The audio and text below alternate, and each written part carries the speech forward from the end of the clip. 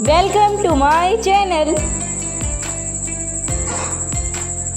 प्यारे बच्चों, आज हम सीखेंगे मीम से बनने वाले अल्फाज। मीम से मेंढक, मीम से मछली, मीम से मगरमच्छ, मीम से मुर्गा,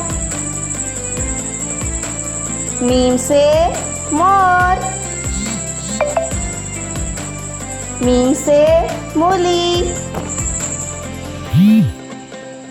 मीम से मक्खी,